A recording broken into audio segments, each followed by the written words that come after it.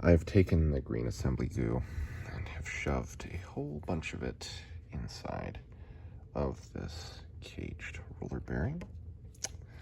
I'll go ahead and shove that in, and the reason that I'm doing that is because it's tacky, and that will retain the bearing inside of the boss within the inside of this gear.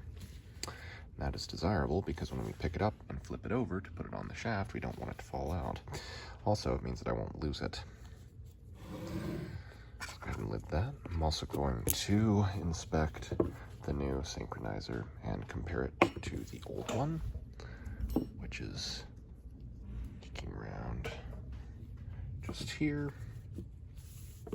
And again, you can see that they are the same notches, the same tabs, same number of 5 teeth between each, and then same design of cutouts and number of screw teeth on the inside of the gear, or the blocking ring rather, synchronizer. We'll dip it in oil, install it upside down after we install the shift dogs. The shift dogs are next to go on, as putting the blocking ring in will preclude us from being able to install the shift dogs, as we won't be able to slide the piece in. So shift dogs first, then the slider, and then all of these gear train components will go on last. All right, so we have the case half in the press. I have a socket to go on top of a socket like that. The bearing I left in the freezer overnight, it went in halfway and then stopped. This is that same bearing, this is the old one. Notice that the numbers face up in the case. The socket that I'm using to press this bearing in fits on the outside of the cage, and this is a Carlisle 2 3/8 6-point straight corner socket. Place that in there, making sure that it's on all the edges. Place that socket underneath, and then we're going to go ahead, close that.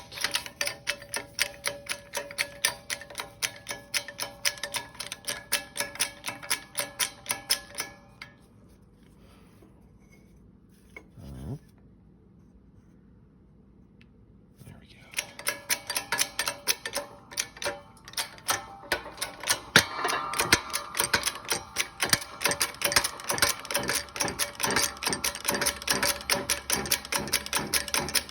Get it until it's just flush.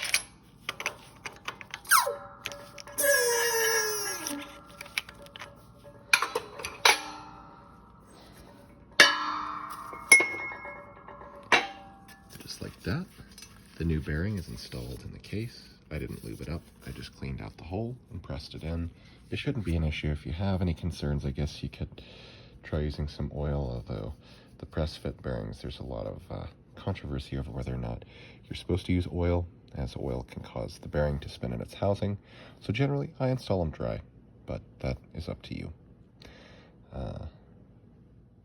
As you can see, I have zeroed the vernier caliper. Now, we're going to measure across the thrust surface on the back of the gear.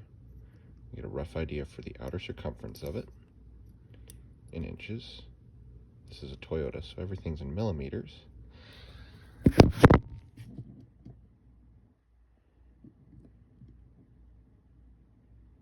Okay, about 2.28 matches pretty well with that. Notice that that is the outer circumference of this spacing collet. That means that the spacing collet acts as a thrust surface for any thrust loads that are applied to this gear. It is forced down. The roller bearing that this gear rides on does not provide any resistance to thrust loads. It only provides resistance to radial loads. As a result, this collet is very important that it is installed correctly and that it is properly lubricated. inspect the surface for wear, for galling, etc. I'm now going to clean this gear and clean up the shaft from a little bit of stuff I got on it, and install the gear with its roller bearing. The synchronizer has to face up, or the synchronizing surface rather has to face up.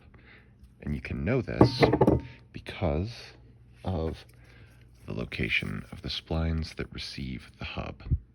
If these splines were down here, the synchronizer and synchronizing surface would have to face down, so that way the hub and slider could engage with them. But because it faces up, we know that there's a gear that rides with its synchronizing surface facing up. And I believe there's one more gear that, no, a bearing presses on here. So we'll go ahead and get this gear assembled, and then we'll figure out how to press on that hub, which is next, which I believe is in the up position. So now I'm going to take the new blocking ring, which is a slightly darker and more copperish color, and compare it to the old blocking ring, and just make sure that the tabs are all the same, the teeth are all the same, the number, size, the shape, and make sure that the number of screw teeth on the inside of the blocking ring or the synchronizer are the same, and that the cutouts are the same, or if they're not, that there is some piece of service information associated with the kit stating why it is that there's the difference. Oftentimes these companies will have slight variations or upgrades in design. We're going to place this blocking ring where we got it from. Also, I washed this slider in light solvent, then blow dried it. We'll go ahead and take the blocking ring, submerge it in our automatic transmission fluid, our lubricating oil, and then place it on top of the cone clutching surface. That's what it's called. Struggling to come up with that name. Now, I suppose I'll do a logic check and make sure that it makes sense that this side goes up, because if this side were to go up, were to sit on there, that would be too far down. Although, hell, we could try pressing it together that way. I really don't think it goes together that way. I'm relatively certain that it goes together this way, and that tang has to align here with the detents. We'll go ahead and get this pressed together, and if, as I'm trying to press it together, it begins to bind, we'll press it apart, and then we'll flip it around and we'll press it on the other way. I'll keep you posted. All right, so as you can see, it's long. So I have the shop press down at the third rung above the bottom of its travel. 2 arbor plates, and I have the larger triangle cutouts being used. I'm going to have to use my hand, one side, probably my left, to hold the gear, synchronizer, and bearing up once I get started pressing the hub on, and I will keep you posted. All right, the bearing, gear, blocking ring, and hub are now pressed on to the main shaft. Go ahead and clean up some of the shmoo from the pressing procedure. Wipe up excess oil, etc.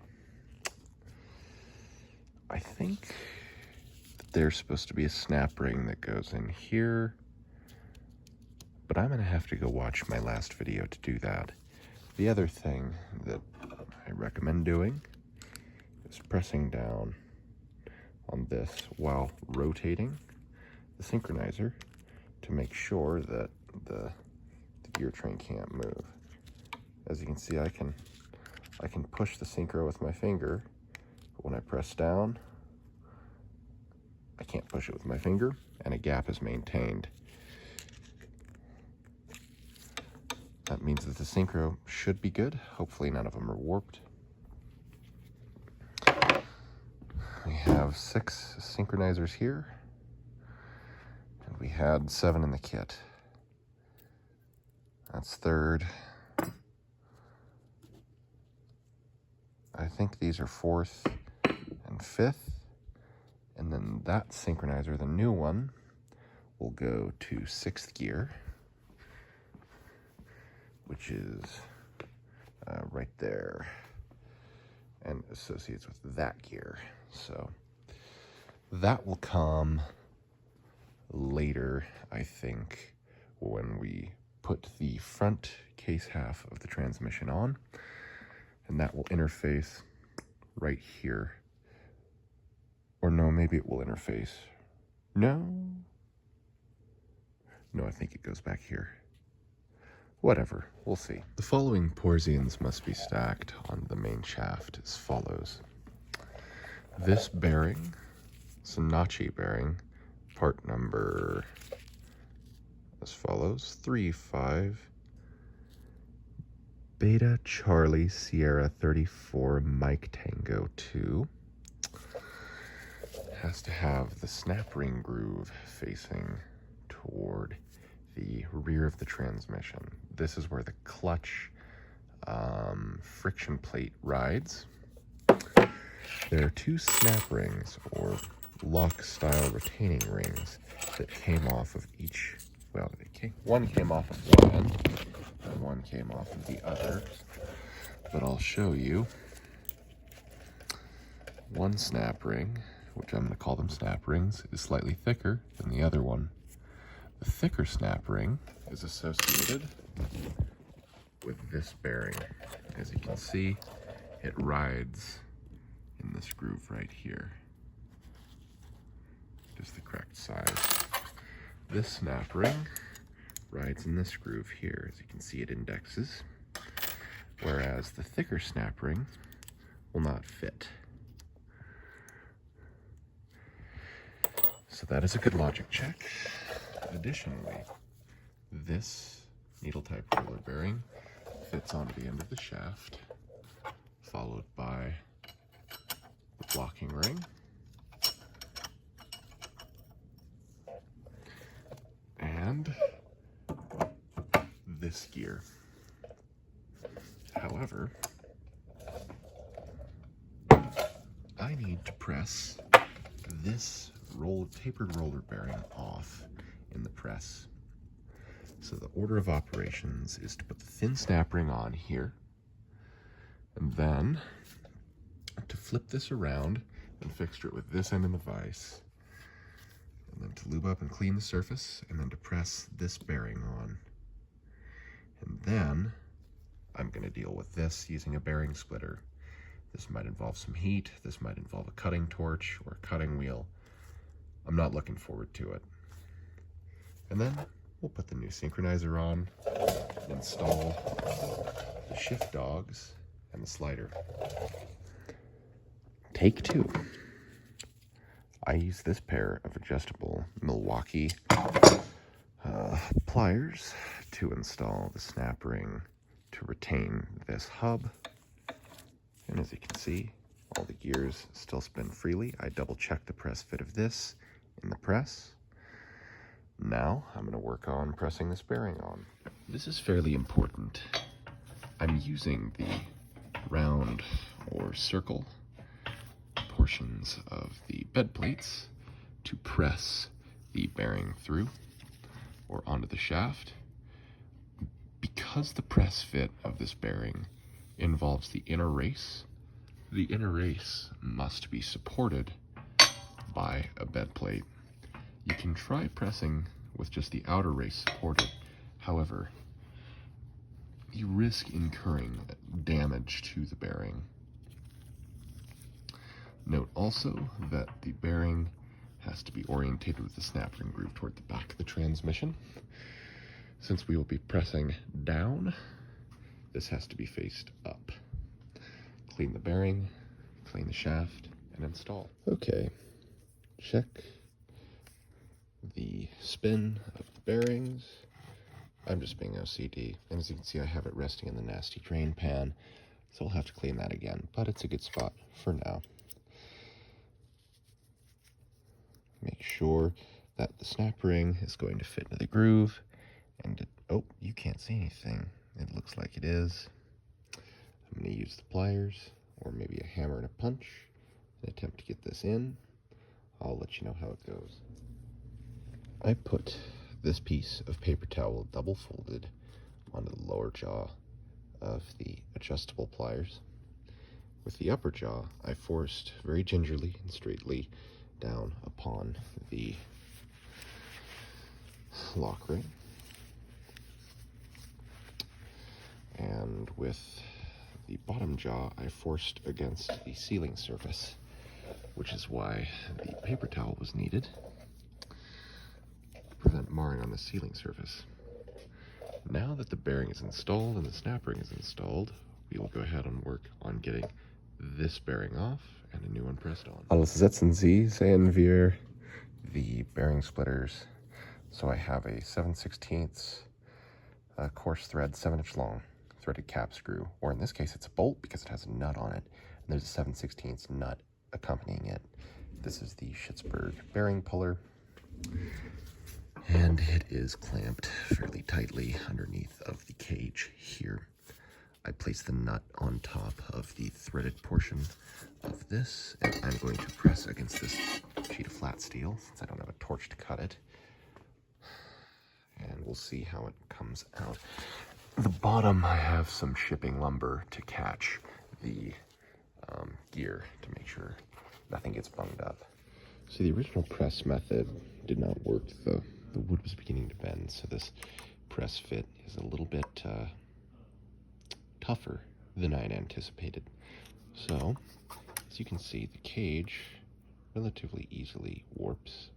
What I'm going to do is cut through it most of the way with a Dremel, and then I'm going to take a chisel and knock the final bit loose if I can, and then I'll pry it open to get all the rollers out and to get the cage off.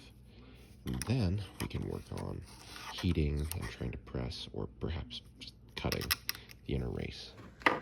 Now that two small incisions, oh, the wrong thing, were made, one at the top, one at the bottom, I was able to pull the cage apart, get all the rollers out.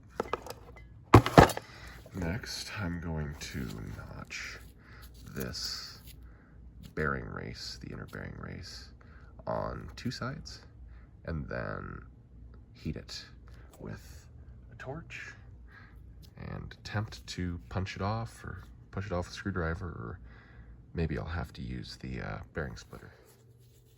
Here's the prize. This thing was a bitch. If we flip it around, you can see there's a hairline crack that runs on the inside diameter of this inner bearing race. That is what we were looking for. It took me a chisel, a hammer, and a zip disc, as well as a abrasive cutoff wheel to get that fucking thing pressed off. And an hour. It took me like an hour. Because you grind a little bit and then you try it. Oh yeah, and I was using the torch too. Miserable. But you can't be mean to this, because if you chip a tooth on the gear, it's worthless, right? I mean, you can run it, but like, it's fatigued, and especially this one is the output for the entire transmission, so you've really got to be gentle. And you can see where I nicked the surface, but that's not an issue. That's superficial damage. I'm gonna go ahead and clean up this surface, and then find a socket to press against the inner bearing race of the new bearing. We're going to compare part numbers here as well, just to make sure we're dealing with the same thing. Toyo KE33110JR-1 LFT. That's the bearing that we need, and that's the bearing that we're going to press on. That was one of the more miserable presses I've had to do in a while. And we'll go ahead and deal with the rollers and cage. In order to press the new bearing on, I'm going to use the old bearing race, which I have split so that way it won't get stuck. It's going to be hard to get off, but we'll be able to get it. Lay it over top like this, and then I'm going to take this, I think this is a 54mm Toyota axle nut socket, although if you can find a chunk of pipe, or maybe a 2 3/16 will be big enough. Yep, just something that doesn't interfere with the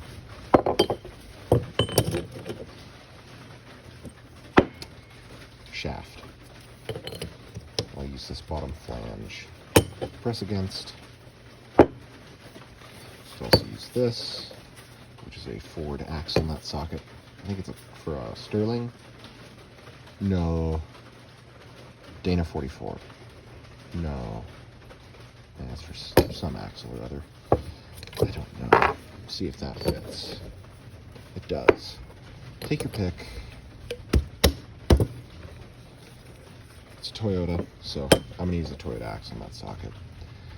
And I'm going to put it in the bench vise and press her together. All right, the installation of these shift dogs is similar to the installation of the shift dogs down here. Let me go ahead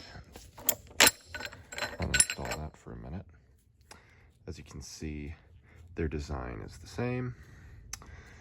The balls come in from the back and are retained in their housing by this T-shaped boss, which is pressed out by the spring. I put it together with the green assembly goo, and then used the #1 flathead screwdriver to shoehorn this into place and to align everything. Let's go ahead and get everything lined back up here. Again, making sure that that one is aligned over top of the shift dog, as you can see down in there. This slider, which engages this gear and the one that mounts to the back, is installed with this ledge facing up and with these sharp angled teeth facing up, and the flat unledged side, I should say, facing down. I guess they both have teeth that are sharp. There, you heard it go into neutral.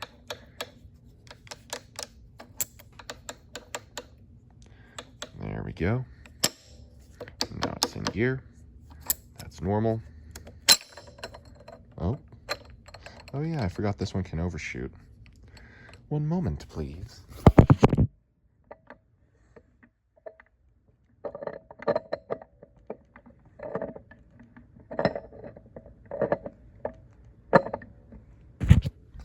Well, anyhow, as you can tell, I'm going to make sure it goes into all gears. And then that is our transmission stacked. It's just that simple. Oh, there it goes. Just sort of fell on there. It was nice. That's neutral. Cool. Weird to me that there's nothing to limit the travel of this slider in this direction, but I suppose the shift forks and detents preclude its motion in this direction. So, all right, let's go ahead and stack that guy on top, take a picture, pat ourselves on the back, and restack that counter shaft because I don't like the way the middle gear in there feels. This is the rear case half of the transmission. This is where the shifter goes. This is towards the rear of the vehicle, and this is towards the front of the vehicle. the bearing that we installed on the output shaft of the transmission corresponds to this bearing race with this part number. That will be driven into this boss here. As you can see, Toyota from the factory gave us 2 cutouts in which to place a punch or a chisel to knock the bearing through.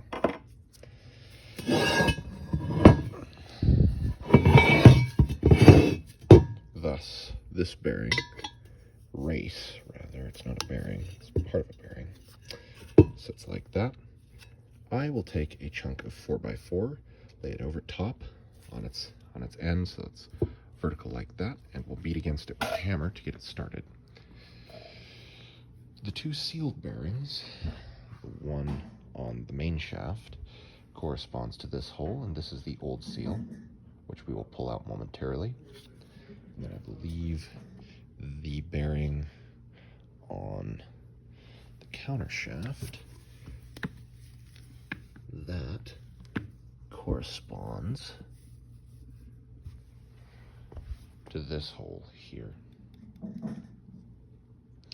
As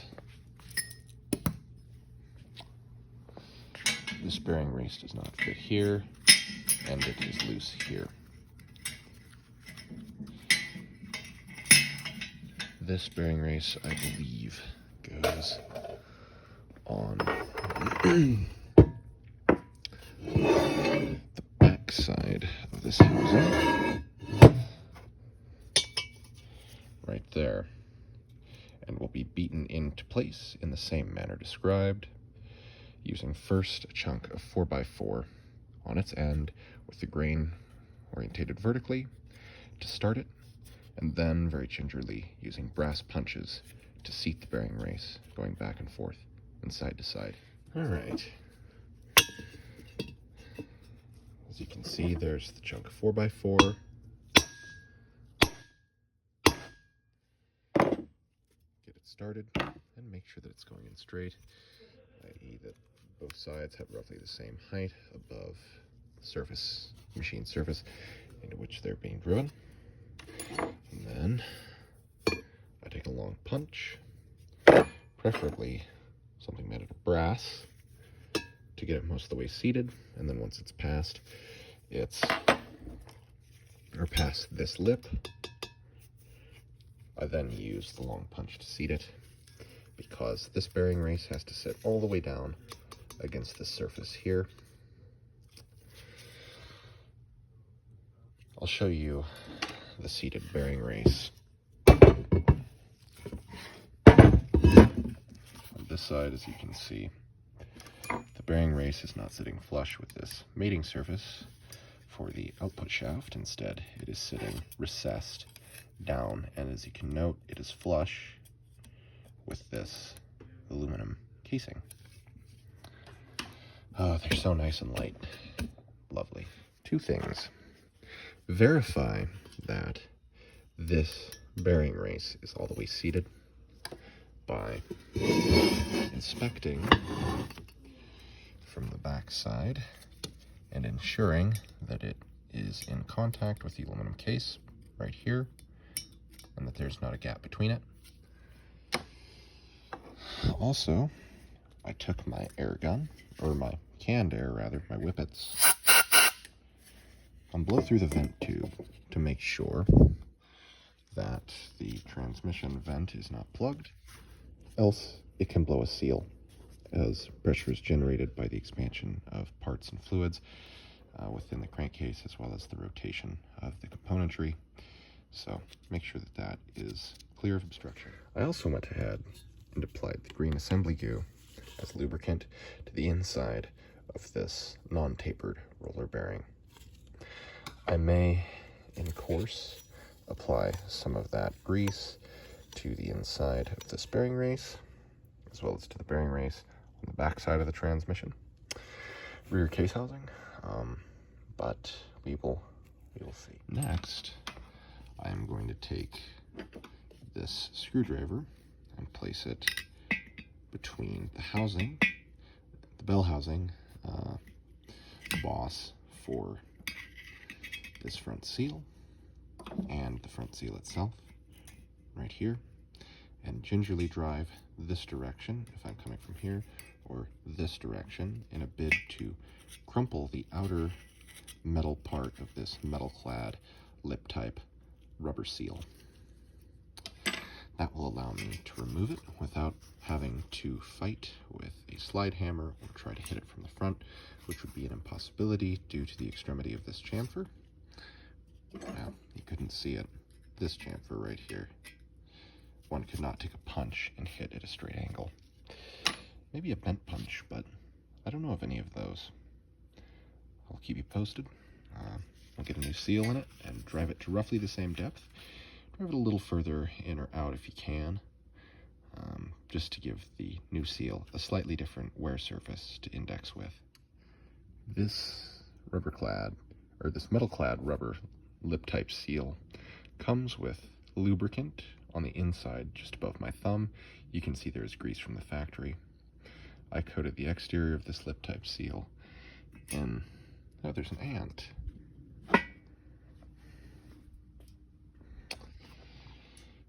Oil. And I will attempt to get it pressed in straight.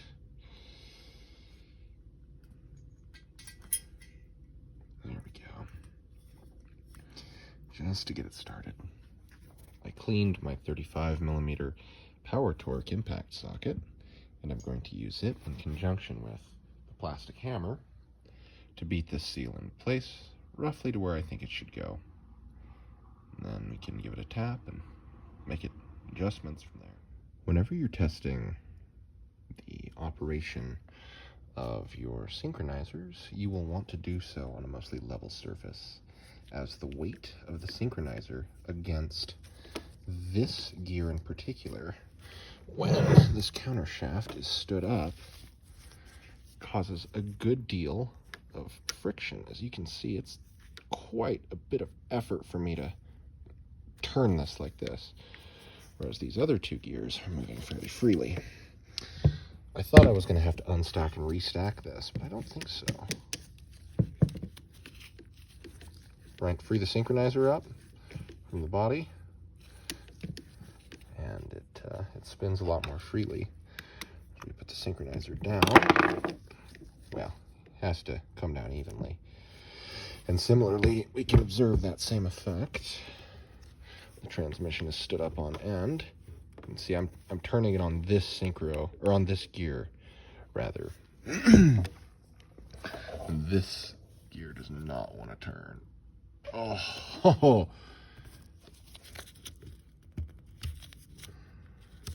yeah, and she's in neutral. I can set you up right there, yeah. Good Lord, yeah. That's that synchronizer bunging against it, so I don't think we'll unstack this. I don't think there's a need to, unless I'm really bored. I'm sorry that you don't get to see the installation of these two gears. Quite irritating on my end, but I don't know. If I do end up unstacking it, I'll video it, and then it will go at the beginning of this whole ordeal, and this commentary will be useless. Well, not the whole thing. Check your gears for weird noises and to ensure they spin freely, but